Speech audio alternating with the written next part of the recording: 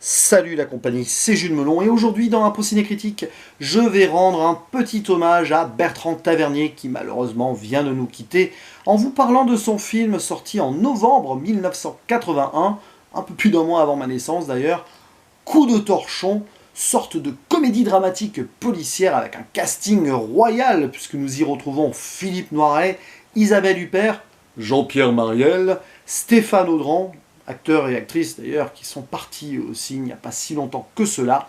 Eddie Mitchell dans un de ses premiers grands rôles au cinéma, il me semble, Guy Marchand, la très rare Irène Scoblin qui fera que 3 films dans sa vie, et entre autres Gérard Hernandez qu'on prend toujours plaisir à retrouver, qui est encore actif, que ce soit en série ou dans le domaine du doublage. Alors précision importante en ce qui me concerne, je préfère être honnête avec vous, je connais assez mal l'univers cinématographique de Bertrand Tavernier. De nom, oui évidemment, quelques titres de ces films résonnent dans mon esprit, mais j'en ai vu peu. Ce Coup de torchon, je pense en avoir visionné quelques extraits plus jeunes, à la télévision, à une époque où j'allais pas forcément au bout parce qu'il y avait l'école le lendemain et j'avais pas toujours le réflexe d'insérer une VHS pour enregistrer. Mais l'ambiance poisseuse que donc j'ai véritablement découverte là dans ce premier vrai visionnage, elle me disait quelque chose. Donc voilà.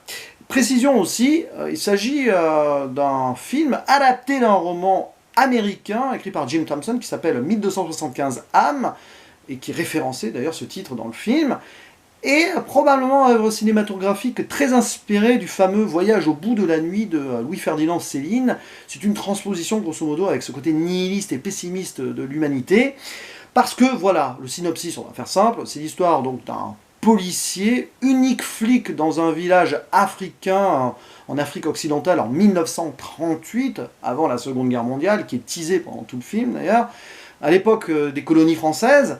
Et le monsieur, il n'est pas très motivé par son boulot, il est paresseux, lâche, et il est méprisé de tout le monde dans le village, notamment de son épouse, qui se moque clairement de lui parce qu'elle héberge son frère, mais c'est pas vraiment son frère, de son patron, enfin son supérieur, joué par Guy Marchand, qui lui donne littéralement des coups de pied aux fesses, de gens plutôt riches sur place, etc. Bref, il ne se fait pas respecter, et il a l'air totalement nonchalant à se laisser faire comme ça, jusqu'au jour où il va y avoir un déclic, un électrochoc, et notre héros, qui s'appelle Lucien Cordier, flic, pas juge et flic, mais flic tout court, en référence à une série des années 90, oui, bon, je sais, c'était pas génial, mais voilà.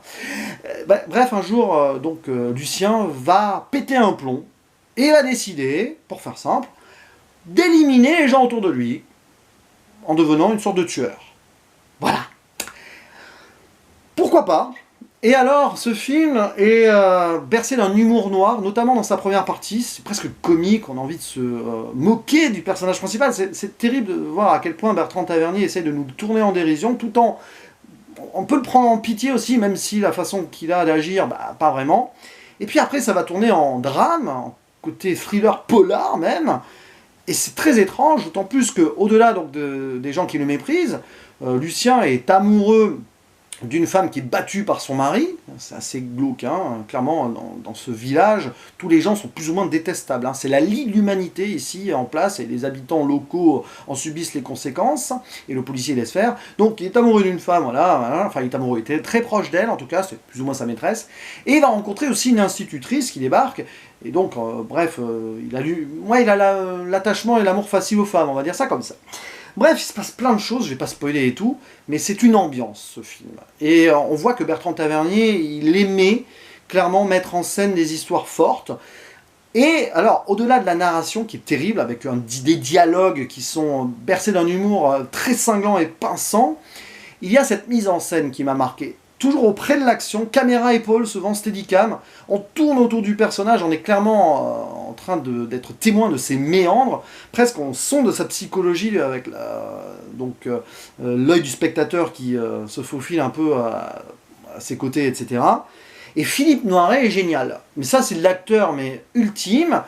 Il est habité par son personnage, il arrive à lui donner une certaine faiblesse, à un moment il en bafouille presque, il trouve pas ses mots, t'as l'impression que l'acteur se plante, mais pas du tout, c'est le personnage qui est complètement paumé, il est dans un monde qu'il ne reconnaît pas, il a pas envie d'être là, il est à la fois, il s'en fiche, mais à la fois il s'attache aussi aux locaux, on le voit sur cette scène d'intro qui est géniale, parce que il y a une répercussion à la fin, mais on voit des enfants jouer dans le sable, il y a une éclipse, Et lui, il est là, il va leur allumer un feu pour les guider. Il y a un côté christique aussi dans le film, il y a une référence religieuse à un moment, c'est le doigt vengeur de Dieu, quoi, clairement. Et à cette scène-là qui montre qu'il s'attache quand même, enfin, il compatit pour la misère locale, mais il ne fait rien pour empêcher les choses de se faire, parce que c'est comme s'il était... Moi, ça, voilà, il était... voilà, il laissait les choses faire parce qu'il n'y avait pas d'autre possibilité, quoi. J'ai pas le mot, là, qui me vient en tête, mais vous voyez l'idée. Il était résigné, voilà. Le gars est résigné, il voit la crasse sociale autour de lui, de gens blancs qui sont racistes, violents, méprisant envers tout le monde. Son chef, là, donc supérieur, joué par Guy Marchand, est détestable, absolument. Il se sert de lui, il se sert de la population. Il y a aussi, j'en ai pas parlé, il y a deux macros, enfin deux Macs, quoi, dont l'un joué par Jean-Pierre Mariel. Bref, c'est une ambiance horrible, et c'est un film quand même qui arrive à avoir une certaine légèreté, notamment avec le personnage Eddie Mitchell, qui joue plus ou moins à l'abruti de service, mais qui ne l'est pas plus que cela. Bon, on lui doit quand même quelques répliques assez savoureuses, genre tu vas me faire de l'ombrage, ou je sais pas quoi, enfin, il y a presque des néologismes dans ce qu'il utilise comme mot parfois. Enfin, c'est vraiment un film vicieux d'une certaine manière, mais avec pas mal de sous-lectures et de sous-thématiques, tant et si bien que faire une impro ciné-critique comme ça à chaud dessus, c'est très vain, plus que d'habitude, j'ai envie de dire, parce que mon concept, parfois, il l'est un peu dans les analyses, vain, forcément, mais là, voilà, il y a plein de petites choses, j'ai du mal à mettre des mots dessus, si ce n'est, donc, voilà, sur les dialogues, sur la référence religieuse un petit peu, cette scène d'intro qui dit énormément de choses, surtout quand on voit comment le film se termine. La scène d'intro, on a les vautours qui sont personnalisés ensuite par les gens qui gravitent, donc les blancs qui sont dans ce village noir en mode je fais ce que je veux. Il y a les latrines aussi, les chiottes qui représentent la merde vraiment, qui est sous les yeux des gens sur place. Enfin, c'est parfois très subtil, parfois moins, mais quand même il y a une subtilité dans la non-subtilité. C'est un film assez brillant, qui a une tonalité assez rare, voilà, qu'on ne ferait plus aujourd'hui, quoique, voilà, mais c'est, voilà. Puis il y a un autre truc, niveau sous-texte, un personnage qui est très secondaire, mais qui est très important, c'est l'aveugle dans le train, notamment, qui est presque une allégorie de Bertrand Tavernier ou du spectateur. Le spectateur qui ne peut qu'être aveugle pour essayer de... Enfin, qui ne doit pas être aveugle, mais qui l'est forcément à travers les yeux du personnage principal, qui ne voit pas vraiment les choses qui se passent autour de lui jusqu'au moment du déclic. Il y a pas mal de choses à mettre en parallèle ici, je pense, mais bon, ceci mériterait une analyse plus profonde que peut-être certains ont déjà fait à travers certains écrits ou autres vidéos, je ne sais pas. En tout cas, n'hésitez pas à dire en commentaire ce que vous pensez de ce coup de torchon qui m'a marqué, vous le voyez, hein, c'est vraiment un très bon film. Et si vous aimez le cinéma de Bertrand Tavernier, n'hésitez pas aussi à me conseiller d'autres œuvres de lui, hein. J'en connais certaines, mais je n'ai pas tout vu, comme je vous ai dit, loin de là, oh là là, très loin de là, donc ce sera un plaisir d'en découvrir d'autres, évidemment, à l'occasion. Je vous dis à la prochaine. Ciao.